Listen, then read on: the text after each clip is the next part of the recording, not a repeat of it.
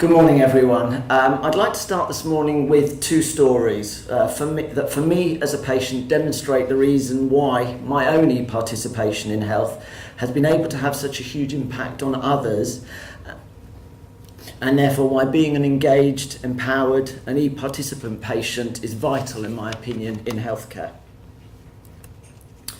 So, as I said in my video, my journey is unremarkable, but it's amazing the power that a patient has.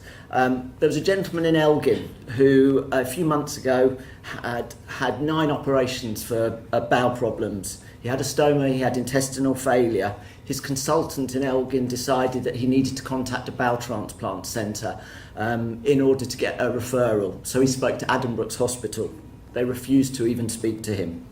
Unbeknown to his consultant, at the same time he was following my blog, he was emailing me with comments, questions, asking what it was like going through the transplant. And finally, he emailed me in desperation saying, I'm bedbound. I have a stoma that has an output of 4 litres a day. I need help. What can I do? I was very, very lucky. I spoke to my transplant surgeon at Oxford. I asked if he'd seen him, if he'd assess him.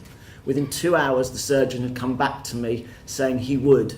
Within 2 weeks, Oxford NHS Trust and his hospital at Elgin had arranged for him to come down to Oxford. We coordinated a 10-day assessment, and 14 days later, I saw him in intensive care after he had a very successful bowel transplant.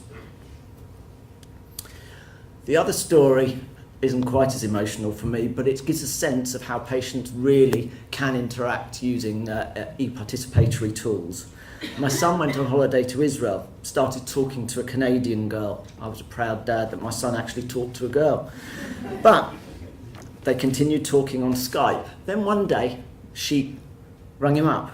You'll never guess what. During her biology equivalent A-level class, they started talking about patient journeys online and how peer-to-peer interaction can help. Randomly, the teacher pulled up a blog. It was my blog. Staring this girl in the face, poor girl, was a picture of my son. She couldn't believe it, that there she was in Canada, that this boy that she met in Israel, that was from Hertfordshire, was being talked about in a biology class. How did I actually get started? For me, it was very simple. There was no reason, there was no real information out there. Bowel transplant was new, I was the 11th person, but more importantly than anything, I didn't want my wife and my kids to be stressed out with people asking questions that they couldn't answer because there just wasn't the information. To this day, I remember the walk to theatre, those few yards, not knowing whether actually I was going to see my wife and kids ever again. I was number 11, the first 6 hadn't made it off the operating table. And my blog was a way of communicating my feelings simply to family and friends.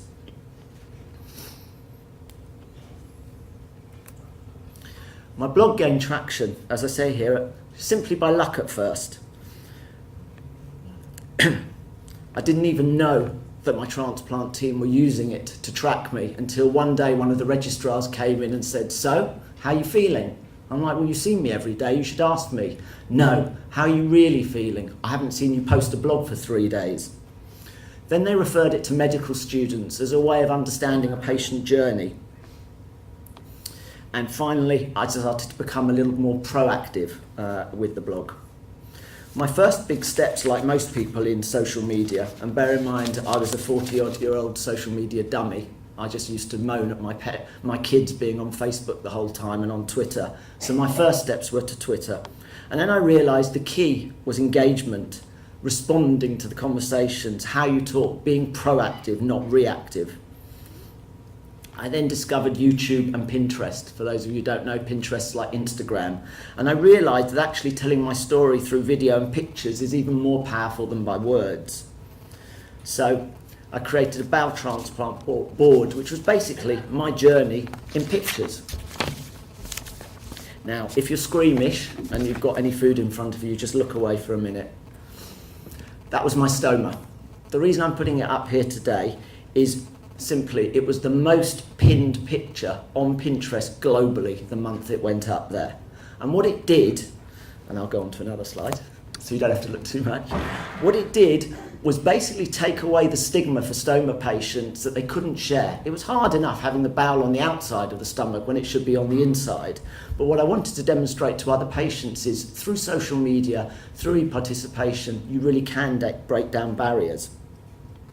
Patients realised that wounds that they had, scars that they have, weren't unique. It was a very powerful tool. For most of you here today that use social media, you'll recognise this social media stage. I use about 6 out of 9 of these tools to communicate with patients, healthcare professionals, family and friends around the world. My big breakthrough came on World Inflammatory Bowel Disease Day in May 2012. I was invited to speak in Brussels at the European Parliament. Flights were booked and then I caught a flipping infection. I couldn't go. I was stuck in hospital. So we agreed to do a live Skype link to the European Parliament, except the nurses came in and told me I needed to swallow some radioactive eggs to see how my stomach was emptying. So from the depths of some CT scanner, we did a Skype link to Brussels. If only they actually knew where I was and what I'd been eating would have been interesting, but they didn't. Then decided to back that up with a Twitter retweet campaign, raising awareness for Crohn's and colitis and bowel disease. Somehow this bloke in some bed in Oxford managed to reach 2 million people through a retweet strategy. And we built an online community and a dedicated YouTube channel and playlist. The reason behind the playlist was very simple. Every patient has a song, has a tune that means something to them or their family. And now, around the world, we have an album of songs available for all bowel disease patients to play. And often I put it on, much to the annoyance of my kids, because there's no one direction in it.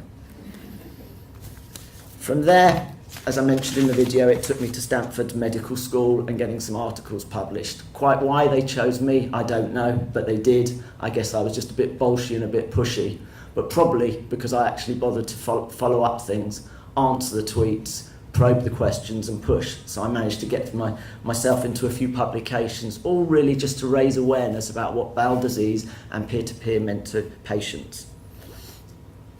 This really led into my passion, which I've talked about quite a bit. I wanted to use my experience and my journey to help other people. I wanted to share that e-participation with patients around the world and to show how it was a vital tool in their own healthcare and their own self-management. Social media allows this to happen. Patients are at the heart of e-participation in healthcare.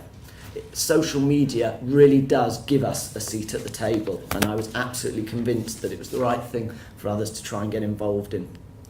You'll all see many statistics and many charts today, and I'm not going to steal anyone's thunder, but these are just some blindingly obvious statistics as to why health consumers use the internet. 80% of people on the internet search for healthcare terms. It's just staggering. It's a machine that isn't going to stop. And as for patients like myself, it's actually quite easy. You get online, you have a PC, you get an internet connection, and you're off and running. It's what you do with it that counts. And that's where my frustration comes in, because I believe here, actually, we don't participate as well as we do in some countries. For me, it's very simple. I'm happy to be totally open. I'm happy to share things. I'm happy to share my views. I'm happy to say nothing is off limits, but I'm respectful of the fact that that's not the same to everybody. And therefore, don't be frightened if you don't want to put something. But content really is king. The more information you can put out there, the more stories you can tell, the more experiences you can share, that is what will make true e-participation in this patient's mind. America seem to do it a lot better than we do, to be honest with you. I wish we'd hurry up. I wish we'd gather even more pace, and some of you are probably saying that already the juggernaut is rolling, and from one year to the next we're doing more and more, but we could do a lot more. That's how a typical US hospital uses its social media to interact with its patients.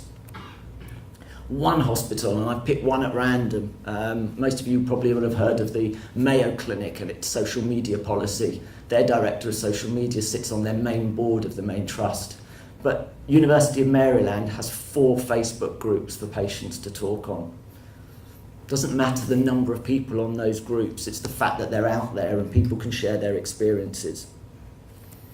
I could have picked any title. I picked this just simply because of the heading, an uneasy consensus. Why is engaging, why is being an e-participatory, an e-participant, an uneasy consensus? And there are loads of these sorts of headings and documents. I don't get it. Even Bart Simpson doesn't get it. So, I've been very, very lucky that I could use my journey to create a little bit of noise out there, but it's only small. I've been able to talk to patients, healthcare professionals, digital health experts, comms experts around the world. I run a tweet chat every 2 weeks. It's a fabulous way for patients to engage in experiences. Personally, I was even able to diagnose shingles in the right eye for myself when constant headaches and a little bit of blotchiness were causing concern to my transplant surgeon, who happens to be one of the best in the world. He's like, I don't get it. Talking to another patient, the symptoms were blindingly obvious, it was shingles. No healthcare professional participates in any of these tweet chats though. No doctors want to come forward and talk.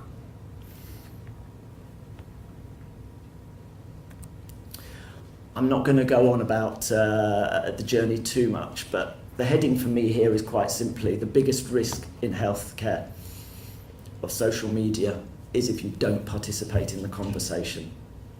Putting a follow me badge on a website or find me on Facebook isn't good enough. You have to participate.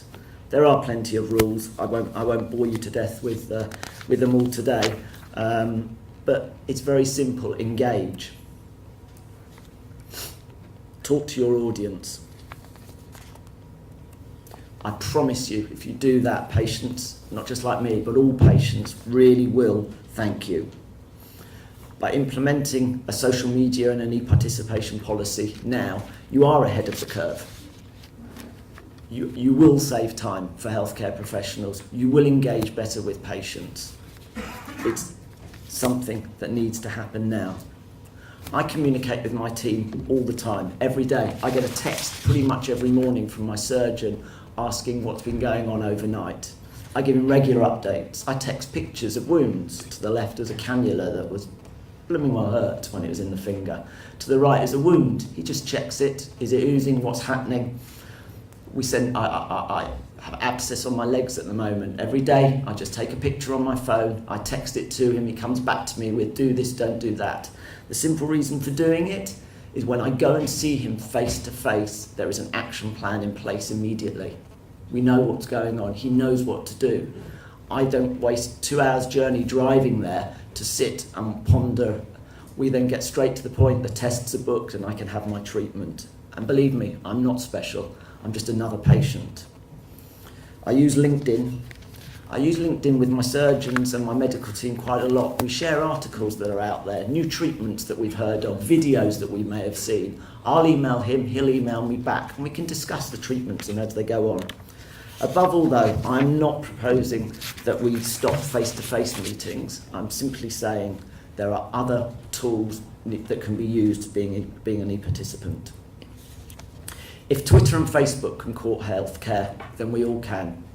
Twitter claim that tweets on health are 51% up year on year. Twitter now uses real-time Twitter data for public health purposes. And when Mark Zuckerberg used Facebook to try and develop an organ donor status program, the spike in organ donation was unbelievable, the amount of people that went on the register. It only lasted for about 10 days, but the power of social media was so huge. We need to embrace all of this. If I can do this in 8 months, anybody can. I'm not special. I don't actually know why I put that LinkedIn slide up there, because I realised that 5% sounds really good until you realise there are 200 million people on Twitter, so there's an awful lot of people that have a 5% reach. But I just wanted to share my story with you today in the hope that as a patient you will understand why e-participation is so vital to us. For once we feel it is our way of having a voice and a seat at the healthcare table, being able to influence and discuss things with you guys in the room today that we wouldn't get another way of doing it. It's not about a rant, it's not about moaning that the coffee is cold or the nurse didn't answer my call bell for 3 minutes. It's about truly engaging in healthcare, and that's what e-participation in my view is all about. Thank you very much for your time.